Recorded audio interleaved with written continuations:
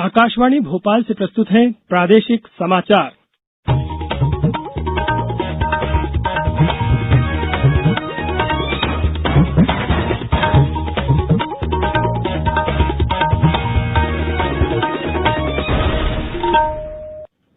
नमस्कार, समाचारों के साथ मैं नवनीत चौबे। पहले मुख्य समाचार। प्रधानमंत्री नरेंद्र मोदी आज प्रदेश के रेहड़ी पटरी वालों से स्वनिधि संवाद के तहत बात करेंगे। 21 सितंबर से 9वीं से 12वीं कक्षा के लिए स्कूल खोलने के संबंध में स्वास्थ्य मंत्रालय ने दिशा निर्देश जारी किए।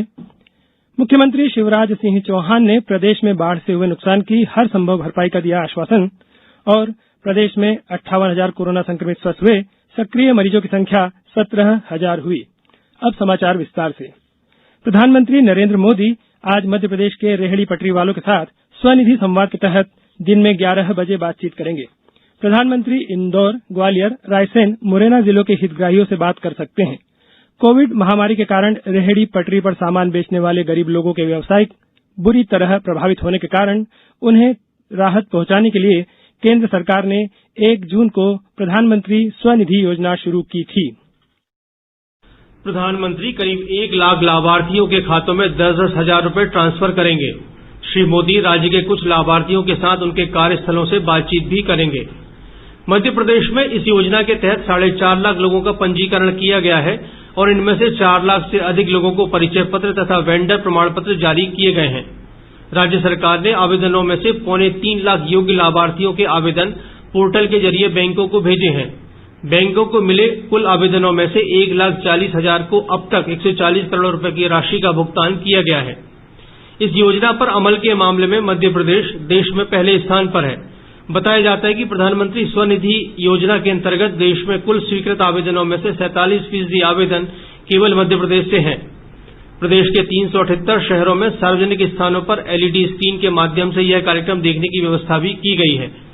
मुख्यमंत्री शिवराज सिंह चौहान भी वीडियो कॉन्फ्रेंसिंग के माध्यम से इस कार्यक्रम में शामिल होंगे।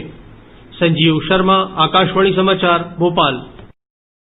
इस मौके पर श्री मोदी ने एक ट्वीट में कहा है कि स्वनिधि संवाद को लेकर वे बहुत उत्सुक हैं और इसमें लोगों को मध्य प्रदेश के रेहड़ी पटरी वालों के कठिन परिश्रम को जानने का मौका मिलेगा। उन्होंने इस कार्य के लिए राज्य सरकार की सराहना की है। स्वास्थ्य मंत्रालय ने कक्षा 9वीं से 12वीं तक के स्कूल 21 सितंबर से स्वैच्छिक आधार पर आंशिक रूप से खोलने के लिए मानक उपाय जारी कर दिए हैं। इन निर्देशों के तहत छात्रों के बीच कॉपी, पेन, पेंसिल, पानी की बोतलों आदि का आदान प्रदान करने की मनाही रहेगी।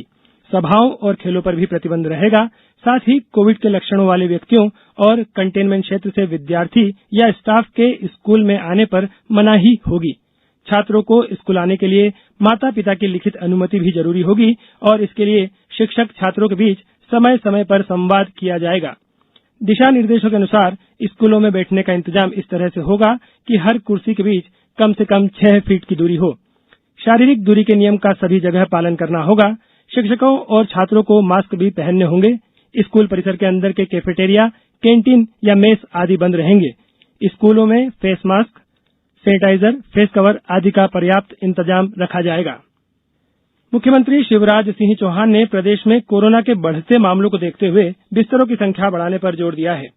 उन्होंने कल प्रदेश में कोरोना की स्थिति की समीक्षा करते हुए अस्पतालों में ऑक्सीजन और डॉक्टरों की मौजूदगी सुनिश्चित करने के निर्देश दिए।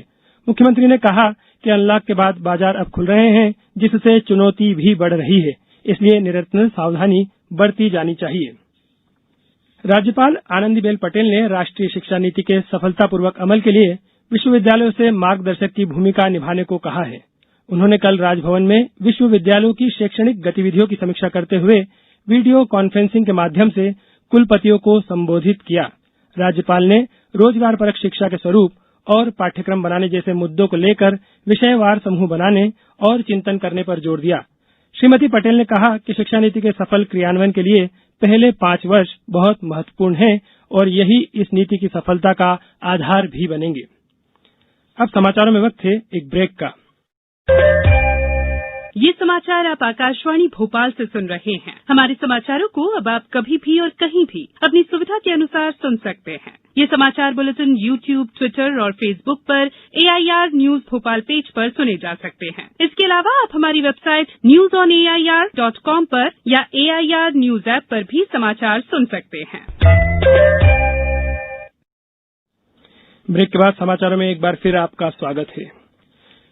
मुख्यमंत्री शिवराज सिंह चौहान ने कहा है कि बाढ़ प्रभावितों को बाढ़ से हुए नुकसान की पूरी भरपाई की जाएगी और नष्ट हुई फसलों की बीमा राशि और मुआवजा भी मिलेगा। उन्होंने कल सीहोर जिले के बाढ़ प्रभावित गांवों का दौरा करते हुए कहा कि टूटे हुए मकानों को दोबारा बनवाया जाएगा और अनाज, घरेलू सामान आदि के नुकसान की भी पूर्ति की जाएगी। उन्होंने सीहोर कलेक्टर को बाढ़ प्रभावित क्षेत्रों के सर्वे का काम शीघ्र पूरा कर प्रभावितों को मुआवजा वितरण शुरू करने के निर्देश दिए। राज्य में कोरोना के 1,864 नए मामले सामने आए। प्रदेश में अब कोरोना के सक्रिय मरीजों की संख्या लगभग 17,000 है। वहीं 58,000 से ज्यादा लोग स्वस्थ हो चुके हैं। प्रदेश में कल इंदौर में सबसे ज्यादा 295 मामले सामने आए हैं। वहीं 5 लोगों की इससे मृत्यु हो गई। जिले के विभिन्न अस्पतालों में 4,000 से ज्यादा मरीजों का उपचार जारी है। भोपाल में 205 संक्रमित मिले हैं, जबकि कल 180 मरीज स्वस्थ हुए हैं। जबलपुर में 182 और ग्वालियर में 167 नमूनों की रिपोर्ट पॉजिटिव आई है। अशोकनगर में 7, होशंगाबाद में 40, खंडवा में 24 संक्रमित मिले हैं। धार जिले में 36 नए मामले सामने आए हैं, जबकि अब तक 838 लोग इस बीमारी से स्वस्थ हो चुके हैं। सागर में 51, मुरैना में 7, नीमच में 24 नए मामले सामने आए हैं। प्रदेश में उपचुनाव के लिए राजनीतिक सक्रियता बढ़ रही है। केंद्रीय मंत्री नरेंद्र सिंह तोमर, मुख्यमंत्री शिवराज सिंह चौहान और राज्यसभा सांसद ज्योतिरादित्य सिंधिया 10 और 12 सितंबर को ग्वालियर चंबल क्षेत्र में 5 विधानसभा क्षेत्रों में सभाएं लेंगे। वे 10 सितंबर को मुरैना के दिमनी और अंबाह विधानसभा क्षेत्रों में 176 करोड़ रुपए की लागत के निर्माण कार्यों का लोकार्पण और भूमि पूजन करेंगे। इसके अलावा वे 12 सितंबर को मुरैना, सुमावली और जोरा विधानसभाओं में 390 करोड़ की लागत के कार्यों के लोकार्पण और भूमि पूजन कार्यक्रमों में शामिल होंगे। वहीं चुनाव की प्रशासनिक तैयारियां भी आरंभ हो गई है। शिवपुरी जिले में पोहरी और करेरा विधानसभा क्षेत्रों में उपचुनाव होना है। इसके लिए आज मास्टर ट्रेनर को प्रशिक्षण दिया जाएगा। इंदौर जिले के कालीबिल्लोद गांव में जिला पंचायत ने मल जल का शोधन संयंत्र स्थापित किया है। वाटर एड संस्था के सहयोग से निर्मित इस संयंत्र में शौचालय के सेप्टिक टैंक से प्राप्त जलमल को उपचारित कर जैविक खाद प्राप्त की जाएगी। इससे मिले उपचारित जल का उपयोग मछली पालन और बागवानी में किया जाएगा। जिला पंचायत के मुख्य कार्यपालन अधिकारी हिमांशु चंद्र ने बताया कि इससे स्वरोजगार के अवसर बढ़ेंगे। प्रोजेक्ट के सफल होने के बाद जिले के अन्य गांवों में भी इस तरह के संयंत्र स्थापित किए जाएंगे। अब कुछ समाचार संक्षेप में। डिंडोरी जिले में पुलिस द्वारा लोगों को आर्थिक अपराधों से बचाने के लिए जागरूक करने के उद्देश्य से शिविर लगाए जा रहे हैं।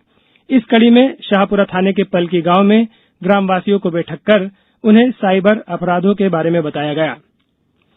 वन मंत्री विजय शाह ने कल खंडवा जिले के ग्रामीण क्षेत्रों का दौरा करते हुए जंगल कटवाकर अतिक्रमण करवाने वालों को सख्त कार्यवाही की चेतावनी दी।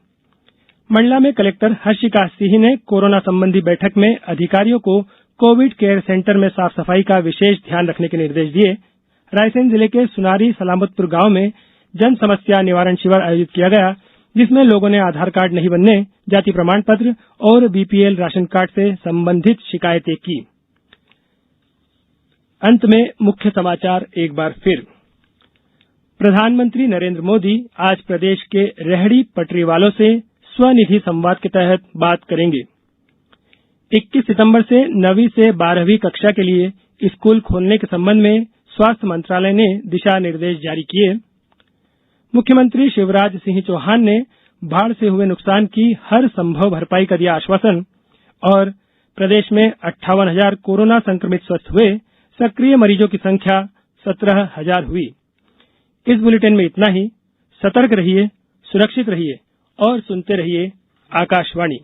नमस्कार।